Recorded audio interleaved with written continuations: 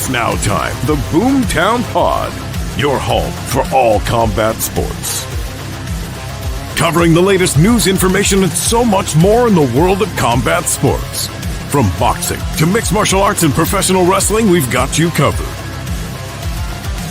Time now to go live, the Boomtown Pod, and it starts now. That's right. Holy man, does it feel good to be back. We have been absent for quite some time. It is the Boomtown Pod, your home for all things combat sports. I am your host, Andrew Kaun Sutton. Very good to be back again. Man, it's been crazy how long we've waited to actually be back.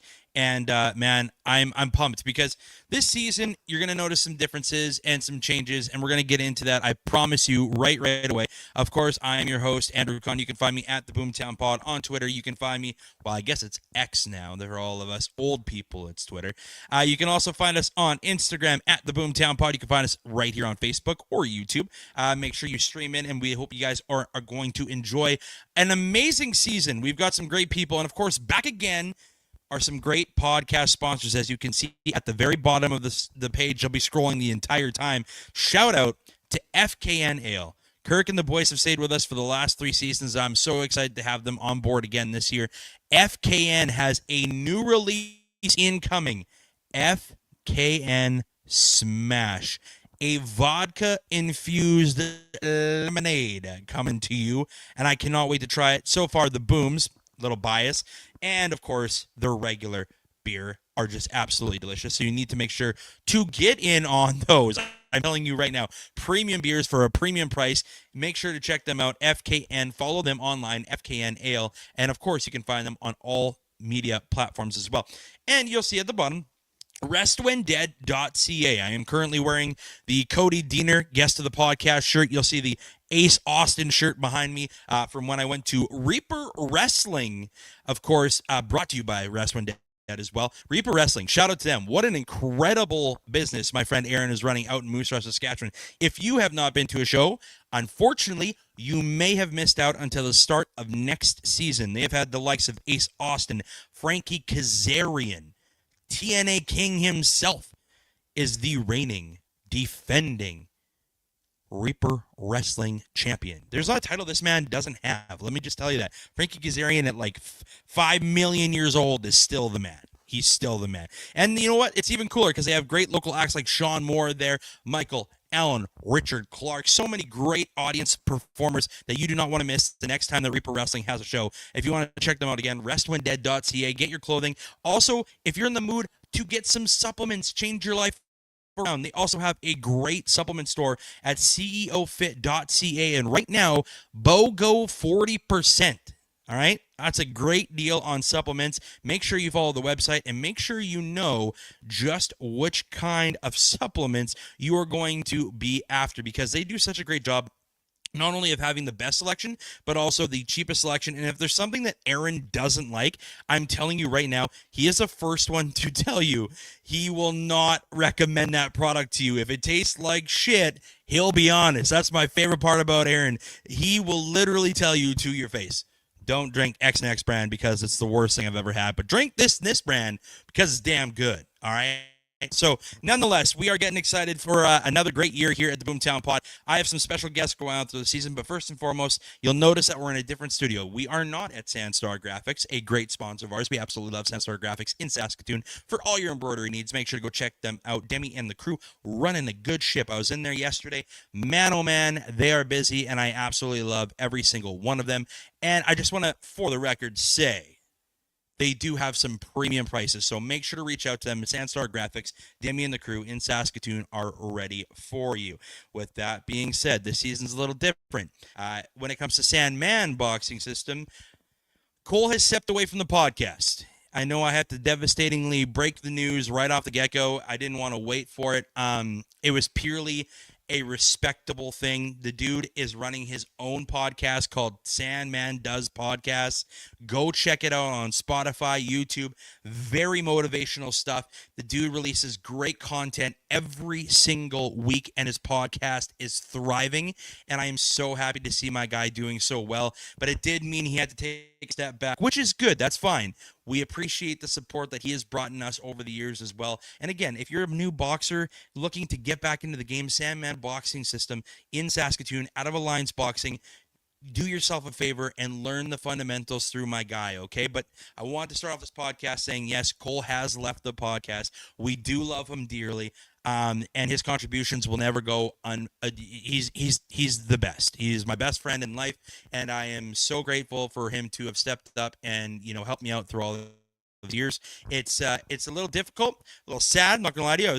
I'm getting a little emotional thinking about him not being beside me or being at Sandstar, but at the end of the day, Sandman Does Podcast is a great podcast. Again, please check them out. With that being said, this season is all about having special guests come on. And some people that you might not be familiar with that, under the radar are people who love combat sports, whether it be wrestling, whether it be WWE and AEW, TNA, you name it, UFC. We get into all that kind of stuff. But this one's really cool for me, and I'm going to add him to the stream right now. This is very, very cool because it's the first time we've ever gotten to do this.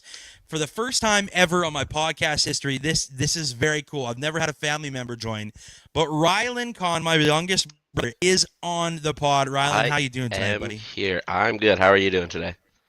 I'm doing so good. I was talking about earlier before we got on the podcast how big of a honor this is to have you come on because we grew up watching wrestling and or performing wrestling moves, even though they tell us to not try this at home. Yeah. We did try those things at home. Bautista bombs on the bed. Yeah, every night. Bautista bombs constantly. But this is so cool, man, and I'm extremely grateful for you to be on. And we're gonna break down some wrestling, some UFC, some Conor McGregor news, and we're going to get into it as we speak. Let's fire this thing up. UFC 320 has come and gone, which is absolutely. Speaking of former co-hosts, Cole and I were talking about the UFC in the state that it's currently in. We'll get into that after we break down the three main fights that were on this card, starting off with Yuri Prochazka versus Khalil Roundtree. Khalil came out of the gates flying. Absolutely unbelievable first two rounds. It looked like Yuri couldn't get into him, didn't know what was going on. And then all of a sudden, the next thing you know, Yuri is healthy, ready to go. And of course, the most unorthodox fighter in the UFC comes live, knocks out Khalil Roundtree in the third round with 3 minutes left to go. What did you think of the performance from Khalil? And were you surprised he didn't get the finish? Khalil looked good in the first two rounds, like you said, but he just, going into the third, he looked gassed. You could tell he wasn't used to what Yuri's power is and his stamina alone. I think Yuri's stamina is, like the light heavyweight division, probably one of the best stamina guys out there, for sure. But Yuri's power, can't beat it. That was disgusting. Yeah, Yuri is one of the most, like I said, one of the most elusive and talented fighters in UFC. His combinations are crazy. He doesn't really have a style. They call it capoeira, if you will, or more so a little, dirty kickboxing. It's very hybrid. It's very mixed. But he is an absolute power force, and he hasn't performed, I don't think, up to his expectations as of late. From being like a real big number one title contender to losing some major fights. This was a big one because Khalil Roundtree was one of the guys who just knocked on the door of a UFC title contending championship match at light heavyweight. So do you think Yuri gets another shot here, or does he have to face another top 3, top 5 guy? In my opinion, I think Dana lets Yuri go for it. Pull the why keep holding the trigger? Just pull it. Go for it. It's the fight we all want to see. It's two massive guys that know how to throw down. Something the UFC is missing right now is guys that are just willing to stand there and stand and bang. Yeah. No, I on that one. I mean, and especially because we're going to get into the main event after, which I think we can kind of dissect a little more on the matchup that we want to make here. But you get into the co-main event of the evening. You got Merab Dvalishvili, who is just on this unbelievable run of picking people up who we thought were legitimate number one contenders in this division and then making them look like tin cans. Corey Sandhagen, folks, is no joke. I mean, No. you look at Merab's last 3 victims, Sean O'Malley twice, and then Corey Sandhagen. I mean, Sugar Sean O'Malley is one of the best, if not the second best bantamweight in the UFC, and Merab is walking around with these kids like it's child's play. What do you think of his performance? I'm not a big wrestling, ground and pound, submission kind of guy. I'm more of let's stand and bang and thug it out like they used to back in the day. But he was dominant. He looked good. It was went all five. So like you can't complain about that fight at all. I really wanted to see Corey Sandhagen win that fight. Um, but obviously again, Merab just overpowers everybody.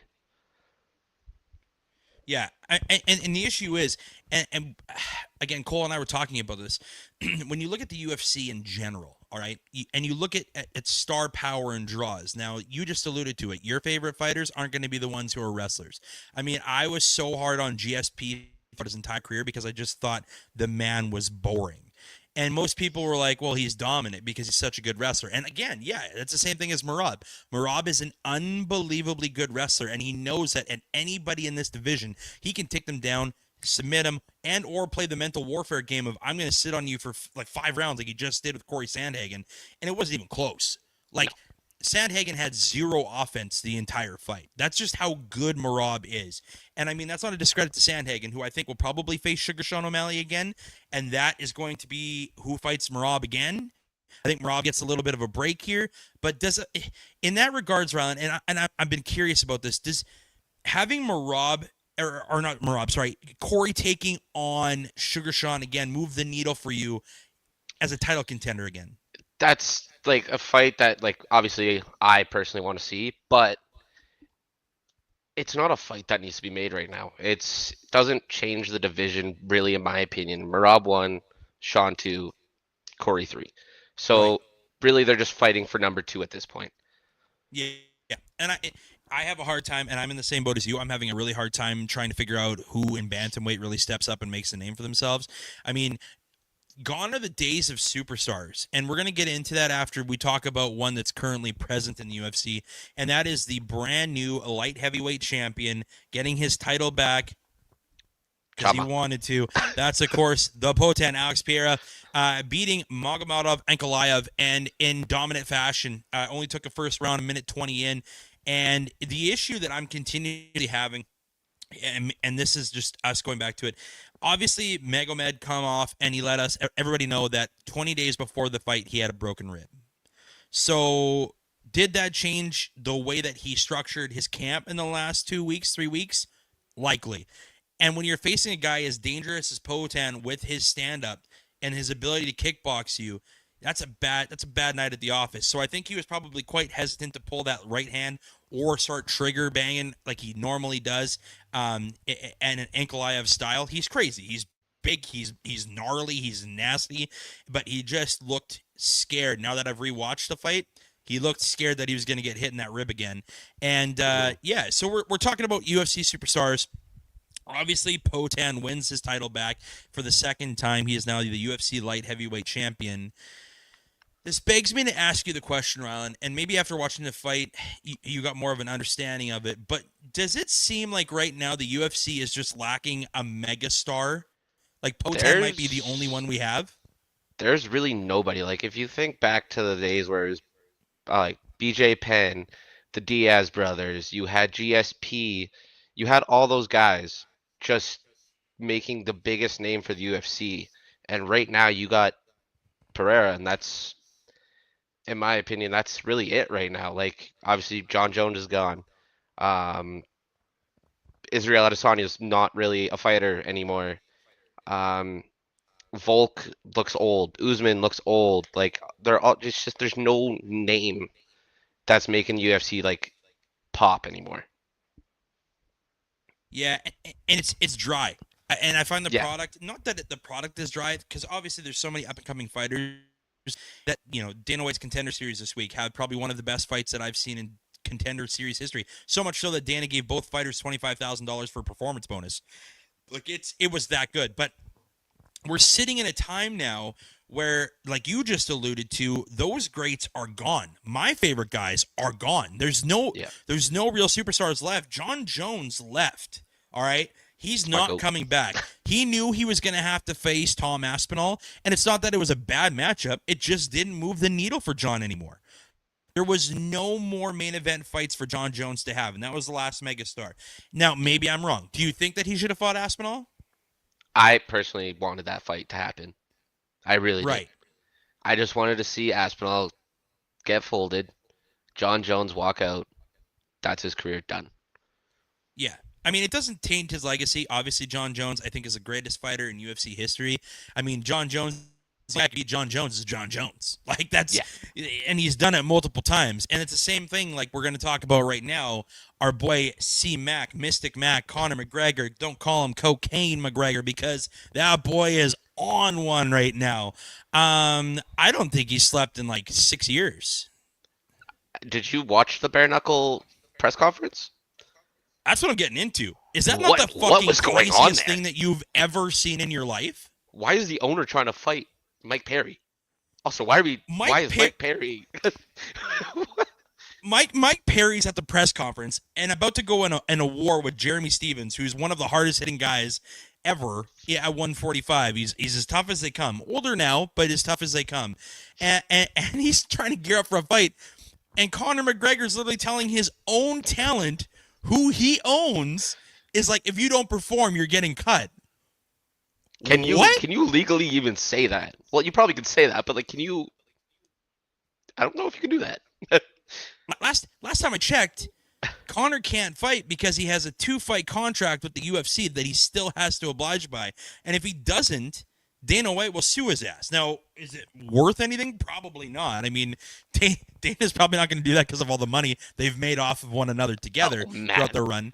But I mean, obviously, and if you've been living under a rock, Conor McGregor has also been told that he's been suspended until May of 2026. And that's perfect timing because that cues up the White House card that everybody keeps talking about outside of the White House. I don't know what the presentation is going to look like for that. I've seen some AI stuff. I've seen some like drawn sketched plans for what UFC at the White House means. Obviously, anybody who's listening knows that Donald Trump is at every single UFC event that there is in the States. It doesn't come to Canada for some reason. But anyways, nonetheless, I mean, it is cool to see the backing of the president of the United States, whether you like him or not. He's still the president of the United States. Come to your events, and then the fact that they're going to have a UFC outside the White House, it reminds me of like a Project X party with just people 1,000%. It's like when WWE used to go like across overseas and do the tribute to the troops. Right. They had no business being there. No, it was like There's Kandahar a war. in 20 There's wars going on, and you're just having a wrestling match on a military base. Yeah, it's like I remember watching that I was probably about 13 or 14. I can remember they going to like Kandahar, and I was like, this is probably the worst spot that you could have John Cena, the biggest guy in the world at the time, being at a. And I know he's a military man himself, so like to have him come out and be that guy, and I'm like, oh god, like isn't it a little eerie? But nonetheless, I mean, it's going to sell. Conor's going to be on that card. My thing is though, sorry. Go ahead. How do you even like? What's the audience going to be like? Like, obviously, everybody's going to have to go through the biggest background check of their life if they do get cleared to buy tickets somehow. Or is it just going to be like it's just on the lawn of the White House? Donald Trump and Dana White are just sitting there by themselves, and then the Nelk Boys are there as well because they will be. Shout out to all the Nelk Boys. Steve will do it. But I wouldn't be shocked to see. I think they'll have fans. I do generally think it will be like 2,000 to 3,000 people on the White House lawn. You have to bet that there's gates being built. There is security that's just like former UFC guys like Steve Bay and all those other guys that are probably working door. They're checking tickets and they're working coat check. You got Paige Van Zandt taking tickets at the front. Like it's just it's crazy to see what's happening in the state of the UFC. But it's going to draw people in, and that is what Dana's all about. Dana has always been about promoting the sport, whether it be a good side of it, bad side of it, no matter what. Good publicity, as we've known, is also bad publicity, which means good. It's just that's the way our world works. No matter what, Dana White is always 2 steps ahead. So the fact that they're going to even try this at the White House is absolutely insanity to me. But Rylan, I want your honest take. If you're building a headlining card and you want, let's go 2 fights. You got your co-main and your main event. We know that McGregor's going to be on that card against Chandler somewhere on there. I don't think it's a co-main fight. It's probably like the third fight, like the fan fight. You know what I mean? But if you could have a headlining fight or a co-main event fight, who would you want at the frickin' White House? Okay, main event would be John Jones and Alex Pereira. I feel like Jones goes down again, or Pereira can come up easily, as we all can see it when he walks Good around day to take. day. That'd be main card for me. Co-main though, I feel like just because of like Dana White being there, you have to have Sean O'Malley there. Right. Sean draws to like my younger crowd. Right. Um, Which is huge. but who he fights, I don't know. I don't want to see him fight Marab. It's a I boring was going fight to to say, me. do they make the Sandhagen event the co-main for that? Yeah, America versus America. Yeah. Yeah, Yeah. yeah. Let freedom And then fly, baby. I can caws in the background. Just Eagles are just release the red and black and Kenny Powers is a special guest referee. You know, like that's just if Kenny Joe Dirt will Powers be isn't the on main that event. UFC card, we've let down America. But you know, no, nonetheless, I agree with you. I have a little bit different of a headlining fight, if you will, because I think things are going to be a little bit different. I would have I basically would have backed the Brinks truck up to John Jones's house because I agree with you. I want John Jones in the main event, but boy, do I want him to face Francis Ngannou. I just feed it to me, pump it in my veins. I don't care. PFL's a failing organization. I mean, they're cutting fighters left, right, and center. Guys aren't staying. They're losing money. I don't know how they're still going. Like the Paul brothers' pockets have to be deep at this point to keep everybody going. They're doing $1 million championships, and now they used to be doing $1 million championships, and now they're doing $500,000 championships because I wonder why. But like, I mean, the money isn't what it used to be in the sport. And because boxing has taken over, boxing has legitimately taken over again. This is that resurgence of what we had in the 90s when boxing was absolutely at its highest form. We just saw it back to back on Netflix, right? You had Mike Tyson on Netflix versus Jake Paul, who everybody tuned in. No one gave a shit, but we all tuned in, right? Because it's Iron Mike, and that for us growing up, Iron Mike was the man. For younger kids growing up, Jake Paul. It's all about audience membership. And then we had Canelo taking on Terrence Crawford, right? Unbelievable fight, and Bud gets it finished on Netflix. And I mean, that's the regime we're in. Boxing has taken off and soared to new levels. They're selling out stadiums with 60 to 70,000 people every time they do an event. And I just think the star power for the UFC and MMA it's not isn't there. It's not there anymore. Like, And the resurgence all started with one guy, really, if we think about it. Or actually, it'd be Canelo. The McGregor-Floyd fight, obviously, you have to put that in there. But the guy who's brought it to the mainstream the most, and everybody can hate on him, everybody can say he's not a boxer, this, that, and another. Jake Paul is a legit boxer. I will fight that to the day I die. I know you have different opinions, but he looks like a decent boxer. He take more punches than I can. That's for damn sure. I mean, initially I thought it was a joke. I really did. I think 91% of the world probably thought it was a joke too. But you know what? The more I watch him, and it's hard to deny, he's in the top 15 now. Like, he's an actual ranked boxer, which is insanity to say out loud. Because, I mean, at the end of the day, it's Jake Paul. But the resurgence that it's had for the sport is huge. I mean, boxing, and Cole and I were talking about this. We were talking about it on Monday. There would be so much more entertaining things to happen and go on in boxing because they have so many big fighters and so many names that are continuing to grow. Your Tank Davises, like we're getting ready for. Speaking of, Tank's taking on Jake Paul. It's gonna be on Netflix. Like that's the next big fight. And it's insane that, like, again, Tank is very small in comparison to Jake Paul. I think this fight's one of those, like, Like, if you watched the weigh-in ceremony, I was just, or not the weigh-in ceremony, the pre-fight conference, I was just like, dude, Tank is like a foot smaller and a good 40 pounds under what Jake Paul is going to come in on fight night. That's why they're doing it as an exhibition. But still, I feel like we seen what Floyd did to Logan. Again, that David versus Goliath, like, size Yeah. difference in comparison. If Tank just chops him down, it's going to be over before it started. Yeah. Yeah, Tank goes to the body quick just because of the size difference.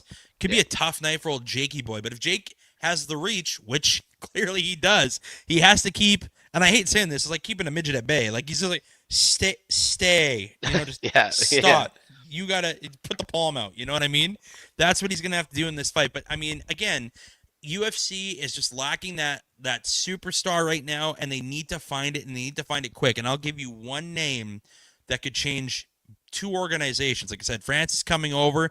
I know he's been part of it before. Superstardom, boxing, Tyson Fury, you name it. That's a huge draw for the UFC to get back. And a redemption story for the UFC on a guy they shouldn't have lost to begin with. Should have listened to the guy. You know what I mean? Like, he's asking for fighter inclusion and better pay. It's not anything that's new to anybody. That's all he wanted. Should have listened to the guy. Because he also wanted a $1 million contract, but... And there is a woman in PFL that needs to come over, and she's a guest of the show, and she is an absolute superstar already, and that is Dakota Decheva. And if she doesn't make her way to the UFC, and Dana doesn't back that truck up and say, hey, listen, you're beautiful, you're an unbelievable fighter, we can market the shit out of you, and we think you can beat the Kayla Harrisons of the world, come here. Like, we need you. Because another fight that's probably going to happen on that White House card is Amanda Nunes versus Kayla Harrison. For sure. For sure. Like, I think that's the fact that they haven't announced that on any card yet tells me that they're trying to gear it up for this. They have to be. Because that's the biggest women's fight in the history of the sport. We can talk about Cyborg fighting, obviously going over and fighting with Amanda Nunes. That didn't work out. Like it was Cyborg wanting to already not leave the MMA world, but she's now doing boxing more. I think her focus was elsewhere, and it cost her against Nunes, which at that time was the two best fighters. But Kayla Harrison's on a different planet. Like, Kayla Harrison is a legitimate champion and a badass, made Juliana Pena look like dog shit. She walked all over her. Crazy. So, again, there's not an amount of money that you can't back up to Dakota and be like, hey, can you please do this for us? Like, I think that is the right move to make. She was on this podcast. Let me tell you, every time I've had her on the podcast, which has been twice now, our numbers are great. She is marketable, sellable, and she knows how damn good she is, but also humble. I think that's my favorite thing about her, is that she is one of the most humble fighters I have ever gotten the chance to either interview, meet in person, and I've called one of her fights. So, I mean, I know what she's about. She's as dangerous as they come. Dana, do the right thing. Go get her, because that's going to help your women's division and eyeballs regain on the screen, and gives you another superstar who's under the age of 28. Yeah. And that's I feel your like biggest that's the big thing right problem with UFC is everybody's 30 to 35. And I'm 33 and I'm like, careers. shit, I'm old. Like, yeah. And that's the reality, though. Yeah, it's just. So, I mean, I do hope that they go in. We got Kyle commenting, hey guys, everybody that's been tuning in, thank you so much for streaming. It feels so good to be back. Nice hat. Yankees lose. Yankees lose. Dude, that has been in my head, and I don't know about any other Blue Jays fans, but that has been in my head for a solid 18 and a half hours now. 1,000%. Yeah. I've been walking around school going, Yankees lose. Like the whole time. It's not healthy. But congratulations to these Toronto Blue Jays, who were told they were going to be the worst team. If you go back and look at last year, abysmal season. Okay? You're god awful. Terrible. Everybody's asking for the firing of Shapiro, Ack, and Schneider. Hey, I was on that train. Okay? I was not. Brought a couple of folks in. Mason Milf Fluharty. Man, I love Mason Fluharty. That's what it means. MILF. Love him. And then, of course, Nathan Lucas. What can we say about Nathan Lucas last night? Holy, one of the My biggest God. hits in Jay's history. The And then entire a little series. guy they brought in that everybody shit on in Miles Straw with the slowest put away small one base hit I've ever seen in my life to make it a 5-1 ball game. Ends up being 5-2. The Toronto Blue Jays are on their way to the ALCS. Go Jays, go. I know we're UFC WWE Combat Sports kind of podcast. But hey, Kyle also brings up a good point. Small ball wins championships. Anthony Volpe, hey, Learn how to hit a 11 ball. I of can your hit a ball better. 15 at-bats with 11 strikeouts, my guy, probably should find a new job. Nonetheless, that's our little recap. We absolutely love the Jays here. If you don't believe me, just follow any of my socials. You'll know right away. I have been the biggest Jays fan since, BC, essentially. But nonetheless, let's get into what we're really talking about. And the reason why I brought Rylan onto the show, we both grew up die-hard wrestling fanatics, okay? This is something that we have always been. Shout out to what he is wearing, Hitman's Bar in Calgary, Alberta, Canada. The one and only place for you to go watch all of your WWE events, Dungeon because they've wrestling. they got them streaming all of the time, Every day. All day long. And if you want to go see an absolute shrine to who I think is the greatest wrestler of all time in Brett himself, I remember going with Rylan the first time, and I was just in awe.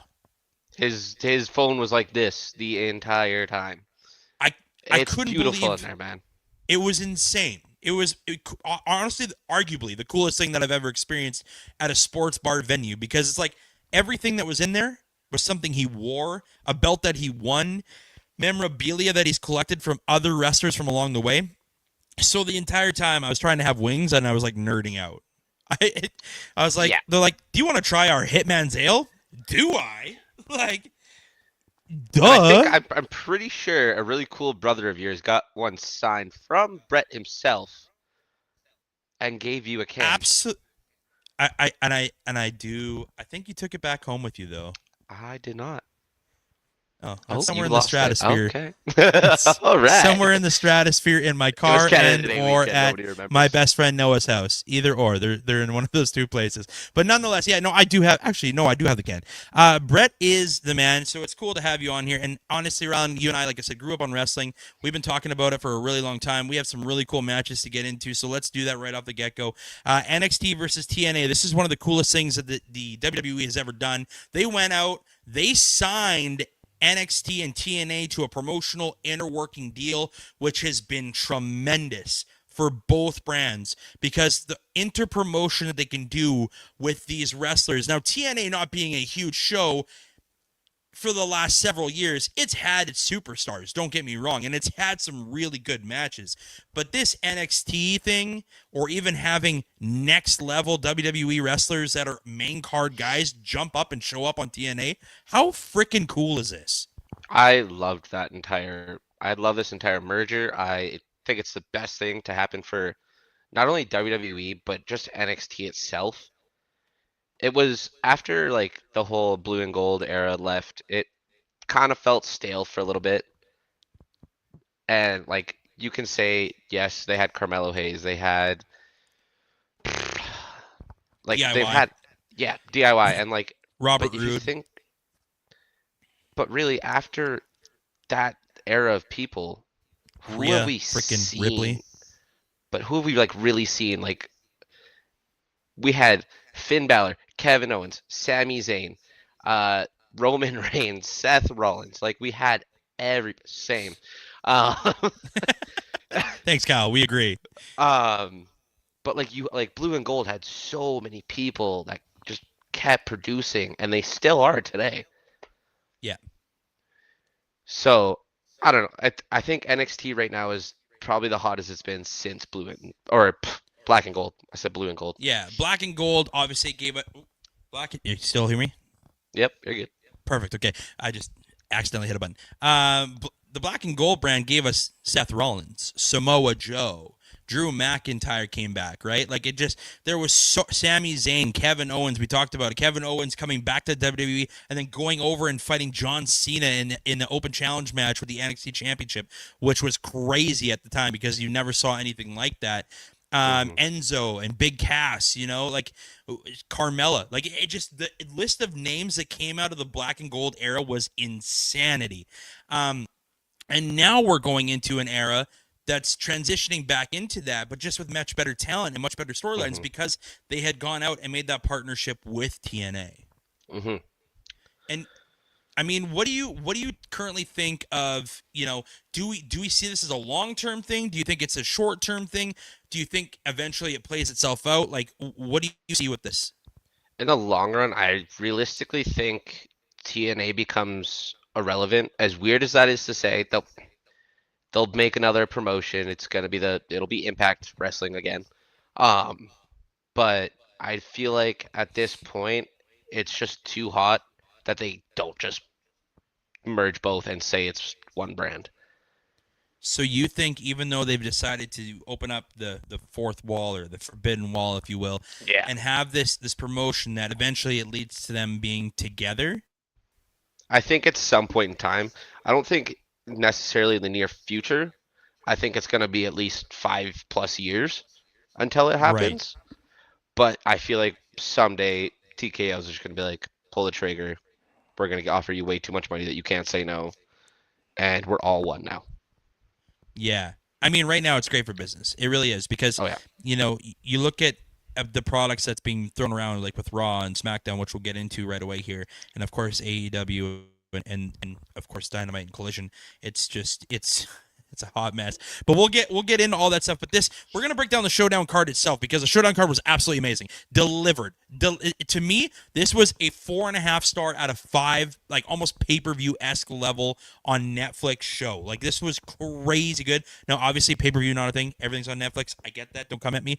But at the end of the day, Unless you're this in the was a high States. caliber thing.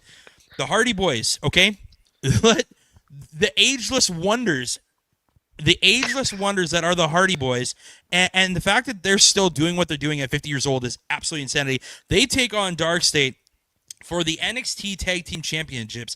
Also, TNA's Tag Team Championships are on the line as well. So whoever would have won would have been the representative of both companies. And this is where I agree with you almost on the merger part of it. I could understand what you're getting at because it kind of feels that way with the way that titles have been passed around with Trick Williams and such. So the Hardys win. The only title in professional wrestling that the Hardy Boys have never won was the NXT Tag Team Championship. So you just freaking knew they were going to pull it off. And then who's in the stands? Who's in The the Dudley stands? Boys. The Team Dudley 3D, Boys. baby. Team 3D. Devon, get the... Goddamn tables. There we go. That's what I'm talking about. But nonetheless, it's so fun to see this be a part of the sport because they're both tag teams that are on their way out. This is situation done for both of them, Yeah. and it's so cool that we're gonna get them one more time. I'm guaranteeing it's not in a TLC match because if it was, Devon would never be able to wrestle again because he's got some serious problems to begin with, health wise, that I can't even believe he got clearance for this shit. And here we are. We're talking about the Hardys taking on the Dudley Boys. And I'm literally 33 It's years an old. actual topic in 2025. This is insane. This is wild to me that this is actually happening because I mean for the longest time, obviously the Hardy Boys are the greatest tag team of all time, and to have them go on and face and win the last championship that ever eluded them is pretty crazy too. Hmm. I mean, do you think after the Hardy Boys fight, obviously Team 3D, I think obviously the Hardy Boys are going to win that fight. Clip this. I just think they're going to win it. Do you think they have one more year as a tag team before we're like, hey, man, like, you're 50 some years old? I think after that fight, personally, I think they hang them up. And I don't think anybody wants to see them hang it up because, I mean, Jeff Hardy's been my guy since 2009 when I was just in a little living room in the middle of nowhere, Saskatchewan. Just No more words.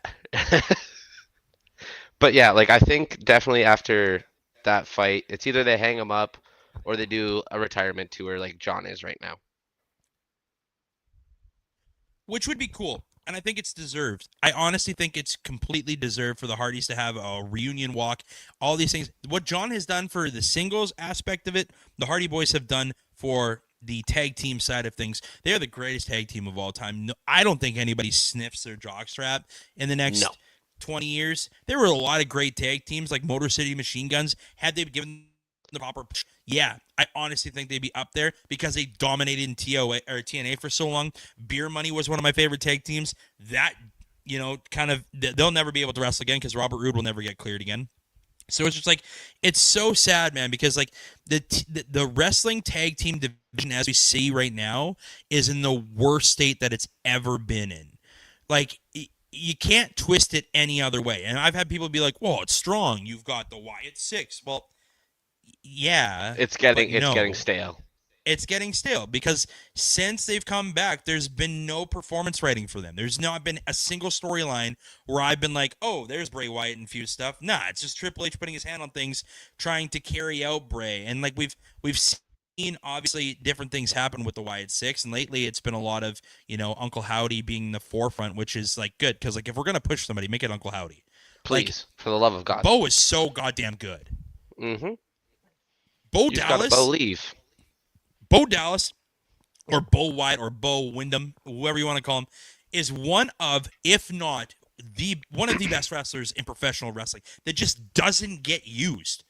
There's a reason why their management team was like, "We'll pay you to stay here. We just don't know what the fuck we're gonna do with you because you're just so good." The shit that he does on the mic right now is unbelievable. It's shadows of Bray, and you literally can Bray. see it. But he's always going to have that lingering thing of he was Bo Dallas. He was brought in as a gimmick. But you need to believe. And the B team. And the B team. Yeah. Oh, God. Forgot about Curtis Axel and the B team. Still have that shirt hanging up in my closet. God damn, that's a fucking terrible shirt. Burn that thing. Just a love big it. B. Just a B on the front of the Scribble shirt. B. It's terrible.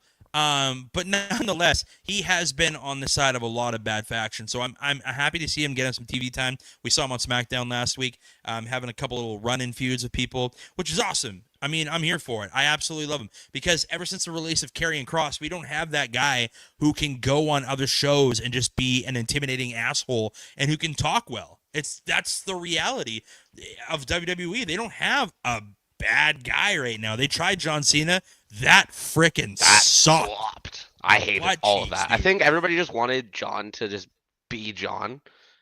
And when that all happened, we were like, "Hey, well, this is not what we wanted." The execution, cinema. It was brilliant beyond belief. But they had no backup plan for how that was supposed to go after that. No, none. It was, okay, WrestleMania is going to happen and Survivor Series is going to happen. What do we got after that? Yeah, like Dwayne's going to go shoot the movie for Mark Kerr's Life, which I've been told is an unbelievably one of the best movies out there. It comes out to theaters, I think today, to be honest. And I have wanted to go see it. I haven't checked it out yet. It's been out for a couple days now. But nonetheless, he goes off, and then what do we have left? Okay, well, you got Travis Scott, and all of a sudden Travis Scott shows up, and it's like, Fiend. And I'm like, he just slaps the shit out of Cody Rhodes.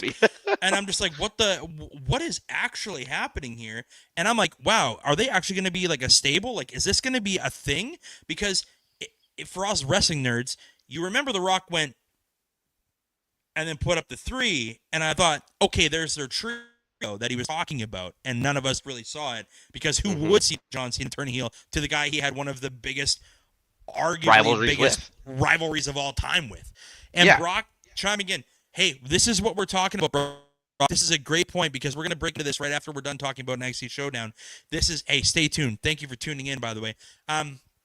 Quickly, let's get into Team NXT versus Team TNA. When it came to the women's side, you had JC Jane, Jada Parker, Sol, Ruka, and Lola Vice, which Yeah, my wife. My Very wife. nice, my wife. And Um, then she took on obviously Team TNA, which was Kalani Jordan, Jessie McKay, Cassie Lee, and the Mara Sade. There is a reason why Mara Sade got cut from the WWE. You want to know proof? Go watch that Swanton she tried to execute. awful.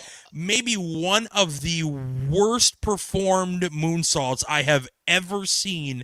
And Brock Lesnar did a moonsault that wasn't even close, but Kurt Angle somehow made it look good.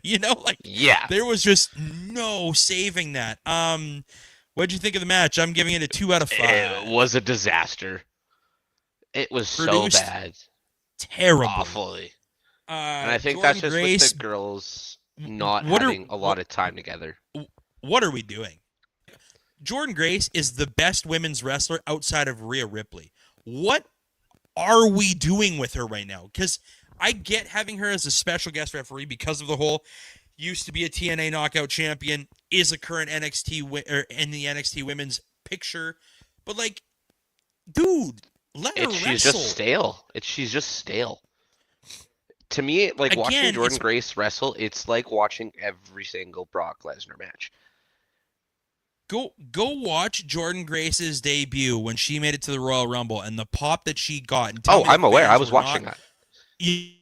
Tell me that fans weren't freaking excited for her to actually step up and be a part of the main roster. But that's it. We thought she was going to be part of the main roster, a Jade Cargill type thing. We haven't gotten shit from Jordan Grace. I feel like putting her in NXT was the worst decision they made. I agree.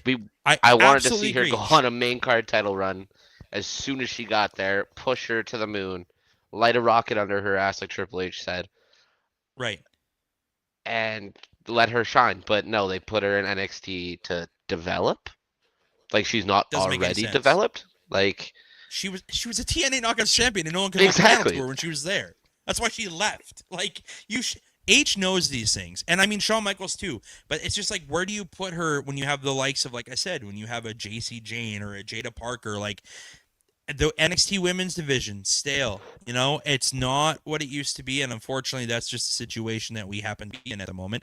And then, of course, the next fight we had Ethan Page versus Mustafa Ali. And 5 stars from me. Absolute cinema. 5 stars from me. There is nothing that Mustafa Ali cannot do. And my God, that match just proved that he literally just gave one of these to the entire WWE people who decided they had nothing for him creatively when he was there. I couldn't say it better. Literally. This run that he is on currently is unbelievable. And it's the gimmick that he wanted to do while he was in WWE. And they said no. But instead we got Retribution. Times. It's just the biggest fuck you to them. 100%. And like I said, they gave him this storyline where he's the boss. He's almost like a president, You got to worship Mustafa Ali, which is what they could have done in Retribution. But instead of giving him a good stable, they gave him Damon Takovich as T-Bar and Mace, and it just was a hot disaster. Like what was Michin's name in that group? I don't know. It was That's so what I mean. Like it was just so freaking bad. And the storyline building up to it was unreal. Like the Retribution storyline building up to Retribution being a thing was sick. Sick. And then they just did a boo-boo, and then it lasted like a week and a half, and everybody's like, what in the actual dog water is this? And they walked away from it, and now Mustafa Ali's having 5-star matches with the Canadian of Canadians, Ethan Page, who has been probably, and I'm not saying this just because, he has been the best signing that the WWE has had in the last 2 years. By far. For sure. Look what he's done. He outshines everybody on that NXT roster, in my opinion. Obafemi, cool. Trick Williams, cool. You don't compare to Ethan Page. And that me being biased because he's Canadian, but there's just no comparing them. Oba, we all know, is obviously going to the main roster. It's only a matter of time. I think we'll see him in February at the Royal Rumble. I think that's kind of what their plan will be for him. He'll debut. The pop will be gigantic. He's a superstar. But Ethan Page, dude, what Ethan Page is doing in NXT, like he literally just had Chelsea Green for a Canadian stable and they won. It's just like this. He debuts the title as the ultimate heel, drawing the Canadian title, and you're like, dude, you're so money you don't even know it. You know what I mean? Like, and just the way he speaks to the crowd, the way he engages his opponents, he plays dumbfounded in this grotesque heel, and he's just so damn good at it. And I'm so excited that Ethan Page is throwing on solidified banger after banger after banger. Yeah. I don't think there's any. I feel like as soon as, like, if Ricky Saints has the next, whatever his next fight is, I feel like it'll be Ethan Page dropping the North American on the same card, and then they start building that storyline. Two ex AEW or AEW guys. Obviously, they can't write it like that, but you know where Triple H, or not, Shawn Michaels' mind would be. Absolutely. And then we'll fly you through a couple of things here right quick. Obviously, Team TNA for the men's side beats Team NXT. We had Mike Santana, Frankie Kazarian, Moose, and Leon Slater defeating Ricky Saints, Trick Williams, Javion Evans, and RKO's little brother, Miles Bourne, who just continuously looks like Randy Orton more and more day after day. Wonder who his idol is. But of course, Team TNA goes out on a bang. They win this thing because all Frankie Kazarian does, as we alluded to earlier, is win. This is what that man does. Did you like the match? I gave it a 3 out of 5. To be honest, after the Ethan Page, like halfway through that match, I just kind of like turned it off. I got bored of it really quickly. Really? Mainly because I'm a big Miles Bourne guy. Probably because I'm also a big Randy Orton guy. But it just felt like it just felt stale and boring to me for like the first 10 minutes or whatever it was. I can't really say much further into the match because I obviously didn't see it because I got bored of it. Right. Yeah, no, that's fair. I mean, Frankie Kazarian, if you ever get a chance to meet him, stand-up guy, absolutely beauty, one of the coolest guys I've ever got to meet. And the fact that he's wrestling in Moose Ross, Saskatchewan, and is like part owner of Reaper Wrestling as well is so damn cool. You guys got to check them out. Like I said, WrestlingDead.ca, go check them out. We're going to do some real early WrestleMania spoiler predictions on what we think might happen as potential fights. I've got a couple for them. Women's World Championship match, Rhea Ripley versus Steph. Got to happen. I think it happens. Yeah, it definitely happens. I think, though, Steph drops it. Rhea regains. Stephanie wins. Like, how far out are we from the Royal Rumble right now? Roughly 4 months. Stephanie wins Royal Rumble. Boom, there's your start building off of. Like that. I like that a lot. Dominic Mysterio, Dirty Dom, and Liv Morgan versus Finn Balor and Roxanne Perez. End the Judgment Day. Yeah, I don't want to see the Judgment Day go because like I've always loved it, mainly when Edge was there, but that was only like 2 weeks. Yeah. That's pretty quick. But I think that like that'd be like a kickoff, not a kickoff match. That's like you got a 10-minute time limit. You get in and get out. But I see that match happening for sure. A United States Championship match. I wrote some of these down. Jacob Fatu versus Aleister Black versus Damian Priest versus Drew McIntyre versus Solo versus Ron Killing's Truth for the United States Championship in a ladder match. There's so many people. Also, because they're all kind of in the middle. Where's Ron Killing's been? We miss you, Ron. What's he doing? We miss collecting you. Paychecks. I see that match, but I don't see Solo in it. It's fair. I was gonna say I think Solo wins. That's such a I think shitty thing, but I think it could. This whole Karrion Kross conundrum, it's a work. You think so? Karrion Kross comes back, Mania pop. Karrion Kross, boom, there's his moment. Yeah. U.S. title, boom, he's got his moment. I like that. I like that. Kind of a real radio Matt Cardona moment at WrestleMania, right? Where he gets the big pop in front of his family. I love that. Undisputed WWE Championship match. Cody Rhodes versus Randy Orton. It has to happen. It has. I'm waiting for it at this point.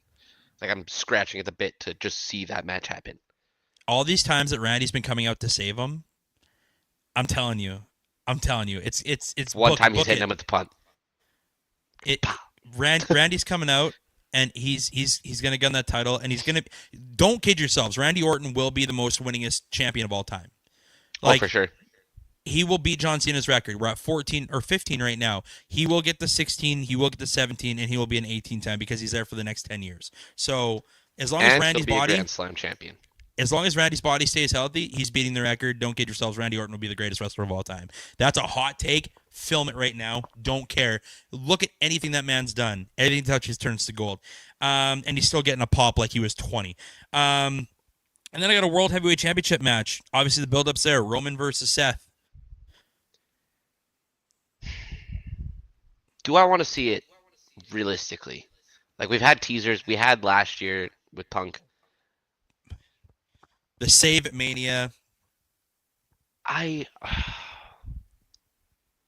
I like that. Like obviously, I'm not gonna hate the match, but the only way I would love that match even more is if the third amigo came back. Dean Ambrose comes in, John Moxley, whatever you want to call him. He's so invested in shitty AEW. It doesn't matter. It's not. I don't know why he is. Like you have the world wanting you to come back to this place. It's not ran by who you didn't like. Yeah, and then I had like a random like a fanfare fight, but two Heyman guys, Punk versus Lesnar at Mania. Yeah, Stiff. I can see it. That's a stiff fight. Brock Lesnar going to do Brock Lesnar things, Punk doing the 4 things that he does. It'll be a very stiff fight. But yeah, let's talk about AEW for a split second while I still have you. We're just about ready to wrap this all up.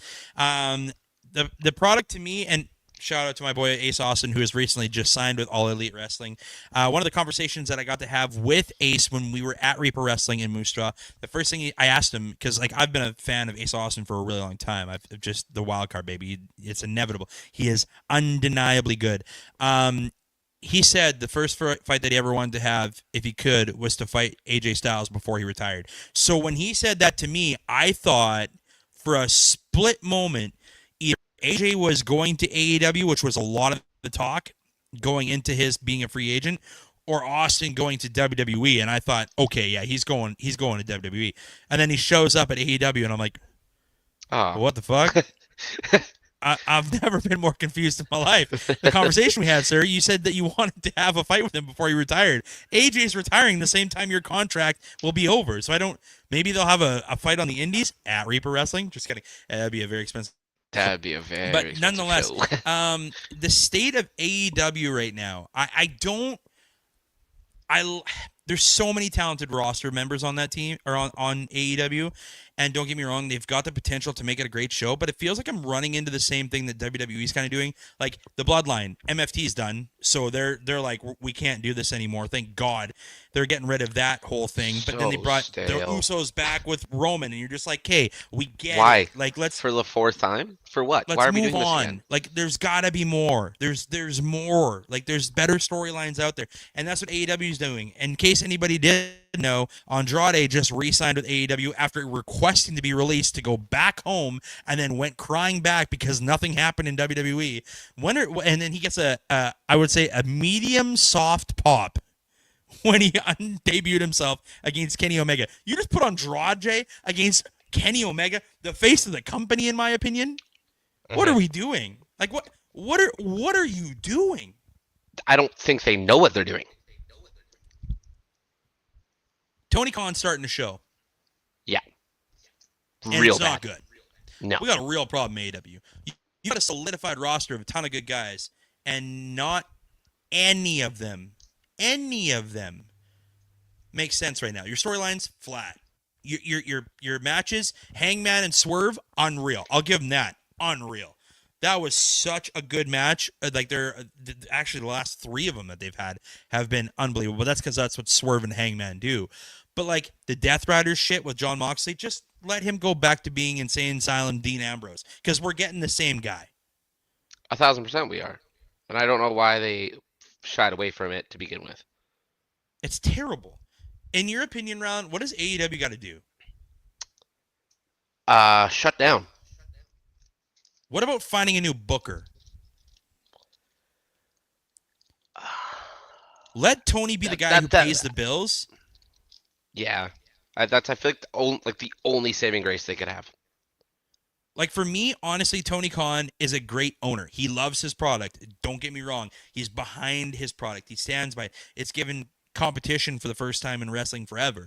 But at the same time, they're just so stale. There's nothing going on. That's the state WWE's in right now. Like, it's a weird spot because you're bringing all these guys back, and then some guys are leaving and coming back.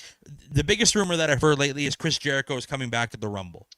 I don't want it. I don't want it. I don't want it. I don't want to see. He's 54 years old. Yeah, I don't want to see it. Go have a nap. Like, bring in Zilla. Bring Enzo back. Get Fourth Rope somehow established in either promotion. Because you need in WWE, please, because I want to. You know better than anybody probably in this world how big of a Zilla Fatu fan I am. Yeah. I want and the this pop man in the WWE. I want the pop they got at TNA was crazy. Dude, it's ridiculous. The How You Doing chants? Because, I mean, that's Enzo, but, like, I will never not love that man. But then soon as he said the son of Umaga, everybody popped. Yeah.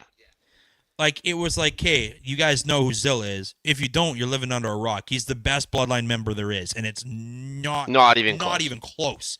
He's better than Roman in the ring. The bloodline I would like to see is him and Jacob Fatu. Yes, I agree. Anyways, we can go into this lots more. We'll follow up in a couple of months. Obviously, when we bring you back on, we'll talk more about, obviously, the state of wrestling and so much more. Dude, where can people find you? And, hey, shout out a couple places where you, like to frequent. So you can find me at Rylan15 on basically anything. That's a little stone cold shout out. You can come to the Greta Bar any weekend. You'll see me there. I'm one of the doormen there. We'll get you some free game cards. Have some fun. You can also find me at Hitman's Bar once in a while, just catching a pay-per-view and having a drink or two. But other than that, really nowhere else.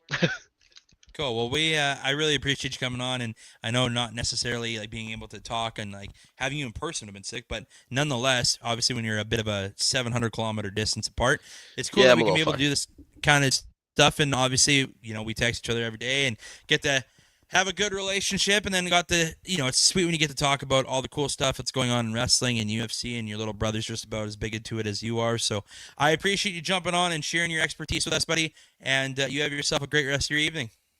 Thank you for having me. Rylan Kaun, my little brother. Pretty crazy when that get to happen. This is one of the coolest podcasts I've ever done personally. So having him in, gotten to talk the breeze with him about so many cool multiple things was absolutely awesome. In case you guys missed it, a quick just rundown of what we went through. We talked about UFC 320. We obviously talked about what's going on in the world of wrestling, TNA, NXT, you name it. We've been talking about it. Reaper Wrestling. We want to just give a quick shout out to our sponsors again. This episode doesn't happen without the great folks over at FKN Ale, Rest When Dead Apparel, restwhendead.ca, Sandstar Graphics out in Saskatoon, of course. And, of course, with the promotion that Wrestling Dead and CEO Fit are running right now. If you go on to ceofit.ca and you're in the working out business and want to get the guns going, get these 24-inch pythons a brewing, they got BOGO right now for 40%. So buy one, get one 40% off. You need to go to the website and look at the specific details. It'll have it all run down there for you. They do ship, which is amazing, anywhere that you need to in Canada. So reach out to Aaron and the crew at ceofit.ca. That's going to do it for me. You guys have a fantastic evening. So glad to be back. We will be back in 2 weeks' time. We're recapping it more. And, of course, because this season's a little different, we will have another special guest coming into the studio. You guys have yourself a wonderful night. And remember, Boomtown Pod is where the fights are for the insights.